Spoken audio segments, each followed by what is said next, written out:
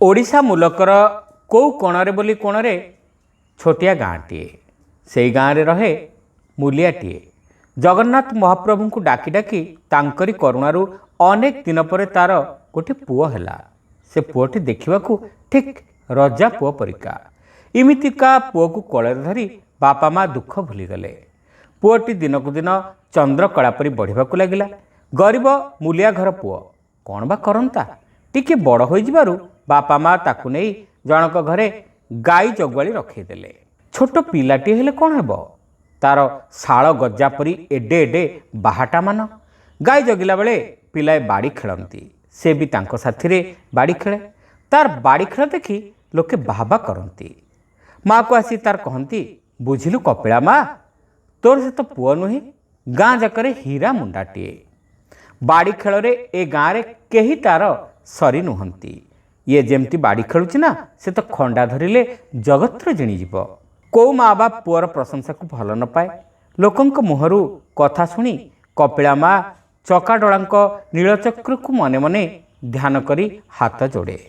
तार एकांत इच्छा ता पुअर प्रशंसा ए गाँव में सीमित न रही देश दुनिया व्यापी जाऊ। सारा दुनियार लोके ताकू आहुरी आहुरी प्रशंसा करंतु। कपिला से गाँव में जो ब्राह्मण पिलाटी सहित संगात बसी थाए ता ना हूँ काशिया।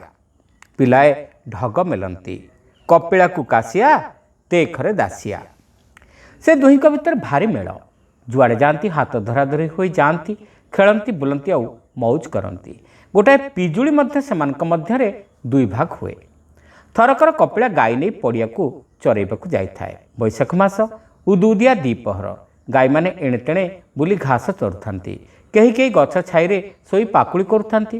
कपिला तार बाहाटी को मुंड तले दे गोटे आंब गछ छाईरे टिके सोई पड़ी थाए। बाँ हाथ में सेमती रही थाए पांचणटी। एही समय गछ छाईर फांक दे चेनाए सूर्यकिरण आसी ता मुह उपरे पड़िला। ता देखी काहू आसी नागसापटीए फणा टेकी ताकू छाई कला। एतिकी बेले काशियाटा संगात पाखक आसुथिला। दूरରୁ से दृश्य देखी से दी पाहुंड पछेई गला। ताकू देखी सापटा मध्य पशिगला गात भितर को। काशिया एथर कपिला को हलैदेला, निदर उठेला, कहला, ए संगात उठ उठ, तू ना दिने निश्चय राजा हेबु। तू केमती जानिलु? उठी पड़ी आखि मळु मळु पचारला कपिला। दिने मो जेजेबापा कहते नागसाप जा मुंड उपरे फणा टेके से राजा हुए। एने गोटे नागसाप तो मुंड उपरे फणा टेकिथिला। कपिला कहला, बेस तो मु जदि राजा हुए तते निश्चय मंत्री करिबी। हैला तो। बैशाख मास जाई ज्येष्ठ मास हैला। ज्येष्ठ परे आसिला आषाढ़। पुरीर प्रसिद्ध रथयात्रा। गाँव केते लोक बाहरिले रथयात्रा देखी। कपिलार मन भारी उच्छन्न हैला। से भी टिके रथयात्रा देखंता। संगात एवं तार बापा बो रथ को जाउथिले। से जाई तांको घरे पहुँची गला। संगातर बापा को कहला, साते मते टिके तम सांगरे नियंतनी रथयात्रा देखैबा पई। साते भारी हसखुसिया मनीष। से हसी हसी कहले, तू एका कहीं रे? काशिया जाउछि, काशिया माँ जाउछि, तू एवं तोर माँ मध्य आम सांगरे चल। केते गुड़ाए बाट चली चली पाद छिंडी जीव। जीव जदि बेलसु बाहरी पड़। कपिलार मन भारी खुशी। से सेमानक सहित पुरस्तम चलिला। सिंहद्वार ठारू बड़गंडी पर्यंत रथदाण्ड लोकारण्य। स्त्री लोक माने कानी गंठा गंठी करी भिड़ ठेली ठेली आगक चली थांती। सोरिषटाए पकेवाकू जागा न थाए। से भिड़ मध्य ठिया होई बौर हाथ धरी कपिला नंदीघोष रथ उपरे महाप्रभु जगन्नाथंकर दर्शन करुथाए। तुरी भेरी घंट काहाली शंख हुड़हुड़ी हरिबोल ध्वनि रे बड़दाण्ड कंपुथाए। एतिक बेले हु हु होई गोटाए मनीष लहड़ी तांकरी आड़कू माड़ी आसिला। कपिला माँ कांदी उठिला, इलो मालो मोर कपिला कहीं कुआड़े गला सी? साते जाम टिके खोजी आण। अरे काशिया देख भला तोर संगात कुआड़े गला? समस्ते खोजिले सिना, हेले कपिला मिलले तो। एणे कौन होइछि ना, से समय उत्कलर राजा थांती अपुत्रिक। तांक परे किए राजा हेब सेथिपाई दिन राति भाळेणी पड़ी थाए। जगन्नाथंक बिना ओडिया जातिर एते अंतरंग देवता अन्य केही नुहंती। राजाठू प्रजा जाए प्रतिटी ओडिया प्राणरे जगन्नाथंक लगी श्रद्धा रही थाए। भलरे मंदरे दुखरे सुखरे हानि लाभरे ओडिया माने तांकू ही डाकंती। सेमती उत्कलर राजा तांक परे किए हेब से कथा जणाई जगन्नाथंकु दिन राति ओडिया माने डाकुथांती। ଭକ୍ତ ବତ୍ସଳ ଭଗବାନ ଭକତ ଜନର ଅଧୀନ।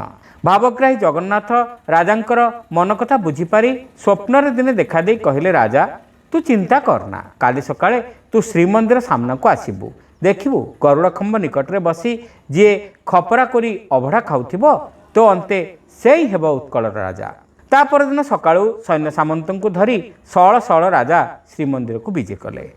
ଆଗେ ଆଗେ କାହାଳି ନାଦ କରି ଚାଲିଥାଏ କାହାଳିଆ। ସତକୁ ସତ ରାଜା ଦେଖିଲେ କପିଳା ବୋଲି ପିଲାଟିଏ ରଥଯାତ୍ରାରେ ସାଙ୍ଗସାଥିମାନଙ୍କୁ ହରେଇ ଶ୍ରୀମନ୍ଦିର ସାମ୍ନାରେ ବସି ଖପରା କରି ଅବଢ଼ା ଖାଉଛି। ପିଲାଟିର ମୁହଁକୁ ଚାହିଁ ରାଜା ଦେଖିଲେ ତାଠାରେ ଫୁଟି ଉଠୁଛି ସମସ୍ତ ରାଜଲକ୍ଷଣ। ସିଏ ସିନା ନାଁକୁ ମାତ୍ର ରାଜା, ହେଲେ ଉତ୍କଳର ପ୍ରକୃତ ରାଜା ତ ହେଉଛନ୍ତି ଜଗନ୍ନାଥ। ତାଙ୍କର ଯେତେବେଳେ ଆଜ୍ଞା ହୋଇଛି ଏଇ ପିଲାଟି ନିଶ୍ଚିତ ରାଜା ହେବ, ଲୋକଙ୍କର ସେବକ ହେବ। ତାଙ୍କ କଥାକୁ ସେ ଅମାନ୍ୟ କରିବେ କେମିତି? ସେ ସଙ୍ଗେ ସଙ୍ଗେ ମନ୍ତ୍ରୀଙ୍କୁ ଆଦେଶ ଦେଲେ, ଏଇ ପିଲାଟିକୁ ନେଇ ଯୁଦ୍ଧ ବିଦ୍ୟା ଶିଖାଇବାର ବ୍ୟବସ୍ଥା କର। ପିଲାଟି ଦିନରୁ ବଡ଼ ହେବା ପାଇଁ ମନ ତ କପିଳାର ଆକାଶରେ ଉଡ଼ୁଥିଲା। ସୁଯୋଗ ମିଳିବାରୁ ମନ ଧ୍ୟାନ ଦେଇ ସେ ଯୁଦ୍ଧ ବିଦ୍ୟା ଶିଖିଲା। ଗଲେ ପ୍ରାଣ ଯିବ, ବର୍ତ୍ତିଲେ ରାଜା ଦୃଷ୍ଟି ପଡ଼ିବ। କ୍ରମେ ଖଣ୍ଡାବୁଲାରେ, ମାଲବନ୍ଧରେ, ଘୋଡ଼ା ଚଢ଼ାରେ ସମସ୍ତଙ୍କୁ ସେ ହରେଇ ଦେଲା। ତା ଘୋଡ଼ା ଯେତେବେଳେ ସମସ୍ତଙ୍କ ଘୋଡ଼ାକୁ ଟପି ଯାଇ ଉଲ୍କା ବେଗରେ ଆକାଶକୁ ଛୁଟିଯାଏ, ନିଜେ ରାଜା ମଧ୍ୟ ଆଶ୍ଚର୍ଯ୍ୟ ହୋଇଯାନ୍ତି। ତାଙ୍କର ସୁଦୃଷ୍ଟି ଓ ଶୁଭେଚ୍ଛା ସବୁତକ ଅଜାଡ଼ି ହୋଇପଡ଼େ ପିଲାଟି ଉପରେ। ଯାହାର ରୂପଗୁଣର ପ୍ରଶଂସା ସବୁରି ମୁହଁରେ ରଟୁଛି, ସେଭଳି ସର୍ବଗୁଣ ସମ୍ପନ୍ନ ତରୁଣର ଭାଗ୍ୟ ତ ଖୁବ୍ ଶୀଘ୍ର ବଦଳିଯିବା କଥା। ତାର ବୀରତ୍ୱ ଦେଖି ମହାମନ୍ତ୍ରୀ ଦିନେ ତା ମୁଣ୍ଡରେ ପାଟଶିରପା ବାନ୍ଧି ଦେଇ ଧରାଇ ଦେଲେ ଖଣ୍ଡା। କପିଳା, ତୁମେ ଆଜିଠାରୁ ହେଲା ଉତ୍କଳର ସେନାପତି। ସେତିକିବେଳେ ରାଜା ସେଠାରେ ପହଞ୍ଚି ଯାଇ କହିଲେ, ମହାମନ୍ତ୍ରୀ, ଜଗନ୍ନାଥଙ୍କର ଇଚ୍ଛା ମୋ ଅନ୍ତେ କପିଳା ହେବ ଓଡ଼ିଶାର ରାଜା। ଜଗନ୍ନାଥଙ୍କ ଇଚ୍ଛାକୁ ଅବମାନନା କରିବାର ସାଧ୍ୟ କାହାର? ସତକୁ ସତ ରାଜାଙ୍କ ଅନ୍ତେ କପିଳା ହେଲା ଉତ୍କଳର ରାଜା। ତାଙ୍କର ବୀରତ୍ୱରେ ଚୌଦିକ କମ୍ପିଲା। ଗଙ୍ଗାଠାରୁ ଗୋଦାବରୀ ଯାଏ ରାଜ୍ୟ ଜୟ କରି ସେ ଉତ୍କଳର ସୀମାକୁ ବଢ଼ାଇ ଦେଲେ। ଯୋଉଠି ଶୁଣ ବୀରଶ୍ରୀ ଗଜପତି ଗୌଡ଼େଶ୍ୱର ନବକୋଟି କର୍ଣ୍ଣାଟ କଳବର୍ଗେଶ୍ୱର ବିରାଧି ବୀରବର ପ୍ରତାପୀ ଶ୍ରୀ ଶ୍ରୀ କପିଳେନ୍ଦ୍ର ଦେବଙ୍କର ଜୟ ଜୟକାର। ଅଳ୍ପ ଦିନ ମଧ୍ୟରେ ସାରା ଭାରତରେ ବ୍ୟାପିଗଲା ତାଙ୍କର ସୁନାମ। ତେଣେ ଦିନେ ଗାଁ କମାରଶାଳାରେ କଥା ପଡ଼ିଲା। ଜଣେ କହିଲା, ଶୁଣିଲଣି ବର୍ତ୍ତମାନ ଉତ୍କଳର ରାଜା କିଏ? କାହାର କୀର୍ତ୍ତିଧ୍ୱଜା ଗଙ୍ଗାରୁ ଗୋଦାବରୀ ପର୍ଯ୍ୟନ୍ତ ଉଡ଼ୁଛି? ଆଉ ଜଣେ ପଚାରିଲା, କିଏ? ପ୍ରଥମ ଲୋକଟି କହିଲା, ଏଇ ଆମ ଗାଁର କପିଳା ପରା। ସେ ମୂଲିଆ ପିଲାଟା?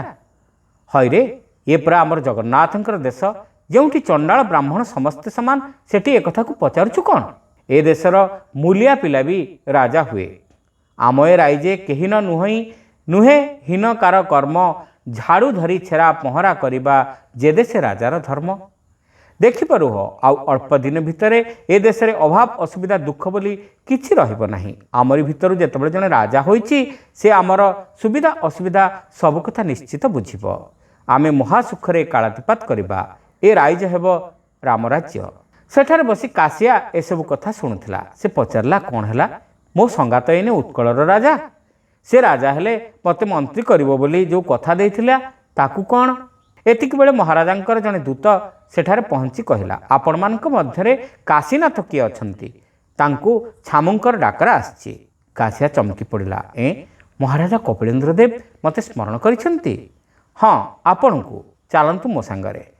କାଶିଆ ଦୂତ ସଙ୍ଗରେ ଯାଇ ଗଡ଼ରେ ପହଞ୍ଚିଲା। ତାକୁ ଦେଖୁ ଦେଖୁ ମହାରାଜା ସିଂହାସନରୁ ଉଠି ପାଛୋଟି ନେଲେ। ଆ ମୋର ସଙ୍ଗାତ, ମୁଁ ସେଇ କପିଳା। ମହାରାଜ, ମୁଁ ତ କଥା ଭୁଲିନି ରେ କାଶିଆ। ଏଇ ତ ମଥାରେ ମୁଁ ପାଟଶିରପା ଭିଡ଼ି ଦେଉଛି। ତୁ ହେଉଛୁ ଆଜିଠାରୁ ଉତ୍କଳର ମହାମନ୍ତ୍ରୀ। ସେ ଦୃଶ୍ୟ ଦେଖି ସେଠାରେ ଯେଉଁ ରାଜ ପରିଷଦ ମାନେ ଥିଲେ, ସେମାନେ ଆନନ୍ଦରେ ଜୟ ଜୟକାର କଲେ।